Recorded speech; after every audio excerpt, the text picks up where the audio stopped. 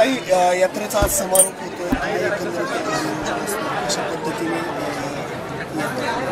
मला असं वाटतं 1-1.5-2 महिन्यापूर्वी जसा कांद्याचा प्रश्न हा अतिशय महत्त्वाचा आहे, पण 1-1.5-2 महिन्यापूर्वी पार्लमेंटला जायच्या आधी मी महाराष्ट्राचे मुख्यमंत्री आणि दोन्ही उपमुख्यमंत्र्यांना एक पत्र लिहिलं होतं की महाराष्ट्राच्या समोरचं सगळ्यात मोठं आव्हान अनेक जिल्ह्यांमध्ये जशी अतिवृष्टी झाली आणि नुकसान झालं तसं अनेक ठिकाणी पाण्याचा अतिशय गंभीर प्रश्न हा येणार आहे.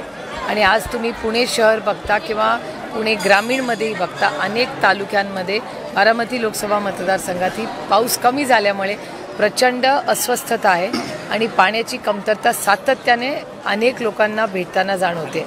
आणि हेही मी 1.5 महिन्यापूर्वीच प्रशासनाला विनंती केली की या पाण्याच्या प्रश्नाबद्दल थोडंसं गांभीर्याने आपण बघितलं पाहिजे. संपूर्ण पुरंदर उपसा योजना असेल किंवा उजनीचं धरण तुम्ही आता पाहिलं असेल किंवा आज पुणे शहरात जे पाणी येतं बोरवेल्ला मुळशीमधल्या सगळ्या धरणातून, तिथेही पाणी कमी होतं आहे. त्याच्यामुळे पाण्याची कपात, टँकर किंवा दुष्काळाची परिस्थिती होण्याची खूप दाट शक्यता आहे आणि ते वास्तव होत चाललं आहे. त्यामुळे 1.5 महिन्यापूर्वी लिहिलेले मी पत्र आहे ती सगळी ती आता ते वास्तव झालेलं आपल्याला दिसतं आहे. त्याच्यामुळे माझी प्रशासनाला हात जोडून विनंती आहे की महाराष्ट्राच्या माननीय मुख्यमंत्री आणि उपमुख्यमंत्र्यांनी दोघांनी ज्या ज्या ठिकाणी पाण्याची कमतरता आहे तिथे तातडीने मीटिंग घ्याव्या, राजकारण थोडा वेळ बाजूला ठेवावं आणि त्याच्यात जातीने लक्ष घालण्याची गरज आहे. मुख्यमंत्र्यांसह आता उपमुख्यमंत्री करणार पुढच्या महिन्यामध्ये दौऱ्याला सुरुवात करणार आहे. पुढच्या महिन्यामध्ये मराठवाड्यापासून ती सुरुवात करतील. चांगली लोकशाही हो, प्रत्येकाने दौरे करायचा नाही करायचा किंवा करायचा तो त्यांचा वैयक्तिक अधिकार आहे. विशेष यामध्ये जर आपण पाहिलं तर मुख्यमंत्री हे शिरूर लोकसभेपासूनच या दौऱ्याची सुरुवात करणार आहे. तिथेच पहिल्या सभा घेताना पाहायला मिळणार. अतिथी देवो भव, आमच्यावर जे संस्कार झालेले आहेत हे भारतीय आणि मराठी संस्कार आहेत. जे जे पाहुणे येतात त्यांचं स्वागतच केलं पाहिजे हे आम्हाला शिकवलेलं आहे. पंतप्रधान मोदी म्हणतात की भारतामध्ये आता आघाडी सरकारची गरज नाही, भाजप हा पहिल्या पसंतीचा पक्ष आहे आणि त्यामुळं आघाडी सरकारची गरज नाही आता देशात. तर तो त्यांचा अंतर्गत प्रश्न आहे ना, त्यांच्या मित्रपक्षांनी त्याचा विचार करावा. आम्ही कशाला दुसऱ्याच्या घरात डोकावू? आम्ही सगळ्यांना एकत्र घेऊन जाणारी लोक आहोत. जागा वाटपाबाबत फॉर्म्युला ठरलाय का काय? कारण काल एक बैठक झाली महावियाची आणि त्यामध्ये साहेबांनी जी काही जागा मागितल्या सगळ्या राष्ट्रवादीच्या ज्या पहिल्या आहेत त्यानंतर काय त्या जागा वाटपाबाबत काय चर्चा झाली तुमची? नाही, माझी नाही, पवार साहेबांची काय चर्चा झाली त्याच्यामुळे मला माहिती पण नाही. खरं तर मतदारसंघातच गडबड झाली तर देशाचं नेतृत्व कसं करणार असं कुठं सुधीर मुनगंटीवार तुमच्यावरती हल्ला केला? कारण की तुम्ही 10 महिने पुढील 10 महिने नाही हो, मी लोकसभा लढणार, विधानसभेसाठी राज्याचा दौरा करणार.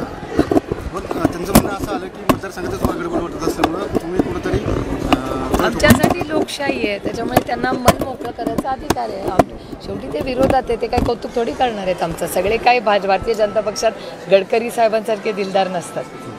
मयुरेश्वराचं दर्शन घेतलेलं काय मागणं मागितलंय? मी देवाला कधीच आहे, मी कोण देवाला काय मागणार? तो करता करत त्याला सगळंच माहिती असतं. आपण आपला आशीर्वाद घ्यायचे.